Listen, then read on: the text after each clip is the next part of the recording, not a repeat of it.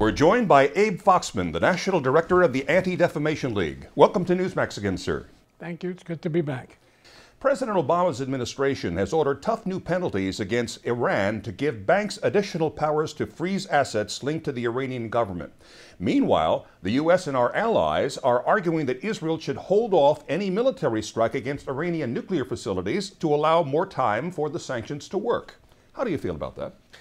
Well, I think it's a balance at this moment. I think if there is not to be military action to stop the nuclear arming of Iran, there needs to be serious, heavy sanctions. And there's been more talk about sanctions than actually the implementation. And to some extent, I believe that this talk about imminent Israeli attack is a message to the world. If you want to be serious about Iran, then act quickly, act seriously. That will prevent the need for possible military action. President Obama said a few days ago he's determined to work with Israel in lockstep to prevent Iran from getting nukes. What do you think of that? What do you think he means by that, and can you believe him? Well, I think one needs to look at two levels of this administration's approach and relationship with Israel. Politically, there have been some issues, but in recent months, and I would say even the last year and a half, 2 years, the military relationship has been very close. The intelligence relationship has been very close. Iran is not only a threat to Israel. Sure, it's an existential threat to Israel. This, the country says, is they'll wipe Israel off the map. They will destroy the Jewish state. But Iran poses a threat to the free world. It poses a threat to Europe. It poses a threat to the United States. So I believe the president when he says they're working closer. We've seen more visits, more joint meetings, more sharing between the United States and Israel on the issue of Iran than we've seen in many, many years. They have a missile now capable of 1,500 miles. Right. Well, right. We can hit the United States. Right. Meanwhile, the head of the Iranian Parliament's Research Institute is calling for a preemptive missile strike against Israel before the end of the year to forestall an attack on its nuclear facilities. Are you at all alarmed by that?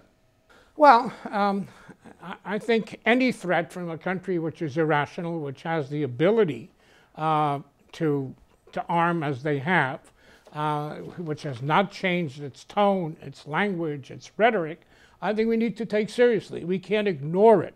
I think too frequently democracies and the West ignore the rhetoric of dictatorships, of fundamentalist states. I think we must take their word seriously and react if we have to. On the Middle East in general, we saw an Arab Spring sweep the region. It looks now like an Arab winter with radical Islamicists taking power. Egypt, once an ally, is holding U.S. citizens hostage. And you expressed your concern about this, about the regional changes, to Secretary Clinton and President Obama, did you not? We have written to both of them. It's interesting that there was a meeting with the Jewish community that King Abdullah of Jordan had. And one of the things that he was concerned was the speed with which the United States was cozying up to the Muslim Brotherhood in Egypt. It is a dilemma. It's a very serious dilemma, but I don't think we should rush to legitimize them, to open up relations. I think there are certain levels of discussions, but I don't think on a diplomatic level. It changes the neighborhood. The neighborhood was never good. Now it's a little bit worse. What is happening with the Israel-Turkey relationship? How will that impact Turkey's relations with the U.S. and with NATO? Well, Israel's relationship with Turkey have gone from the best ally, the strongest ally, the example of a Muslim country being able to relate to both sides, to one where I believe that Prime Minister Erdogan is playing a role to become the leader of the Arab Muslim world. That will, if it continues, has already undermined the Turkish-Israeli relationship. It may undermine the NATO relationship. If Turkey continues to build its relationship with Iran, how can the United States share its codes, its secrets with a NATO ally when there is a possibility that may be handed over to our enemies? When Newsmax interviewed you after President Obama's first year in office, we asked you to grade him. Your report card gave him an F for the way he dealt with his Arab-Israeli conflict, and you criticized him for Iran. In your opinion, does he still get that F grade?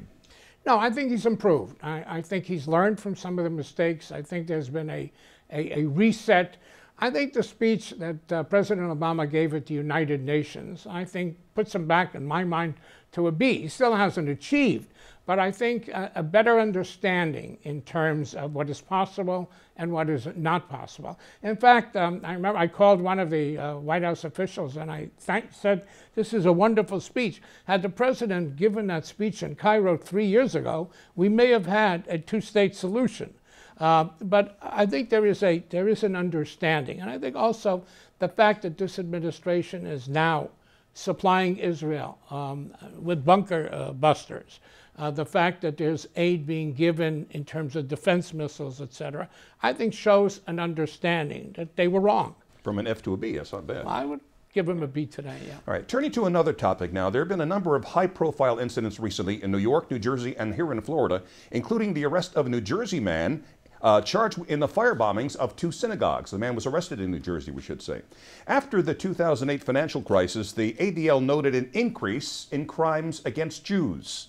Are anti-Semitic incidents in the U.S. on the rise? They are. In fact, when you measure hate crimes in this country, when it comes to religion, Jews and Jewish institutions are still the #1 targets.